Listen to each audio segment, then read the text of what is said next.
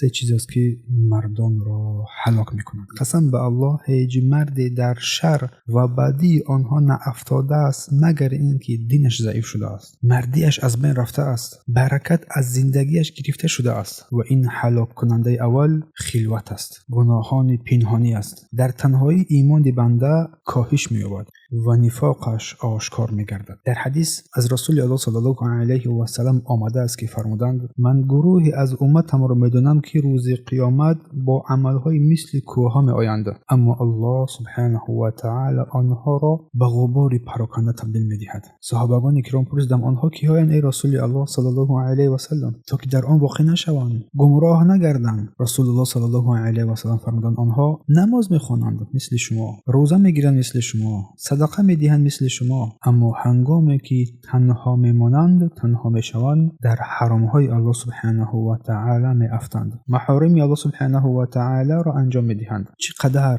مرد بودن انسان، چقدر دینداری انسان و عفت انسان هنگام تنهایی روشن می‌شود. رسول الله پناه می‌بریم از گناهان خلوت و از او طلب آمرزش می‌خواهیم. هلاک کننده دوم این مال است، مال و پول دنیا. پس چی می‌دونید که مال و پول دنیا چی است؟ رسول الله صلی الله علیه و سلم فرمودند هر امت فتنه دارد و فتنه امت من این مال است. چه بسا و چه قدر مردمانی هستند که در برابر این پول و مال دنیا سستی میکنند، چقدر آدمانی هستند که در برابر این پول و مال دنیا سست میشوند و فرزندان خود را از حرام میخورانند و پروای همه دارند و هر جسمی که اگر با حرام نشأ و نما بیابد سزاوار است که آتش آن را بسوزاند. از این رو میگویند اگر بخواهی مردان را بسنجی پس آنها را در مسئله مال و معاملات مالی بسنج، در حال حقیقت آنها آشکار می‌گردد. و هلاک کننده سوم که از همه بزرگتر است این فتنه زنان است. پناه به سوی الله از فتنه زنان. قسم به الله هیچ مردی در این فتنه زنان نافتاده است مگر اینکه فقر به اون نزدیک شده است، برکت از زندگیش رفته است و مردیش هم از بین با آبرویش رفته است. رسول الله صلی الله علیه و سلم فرمودند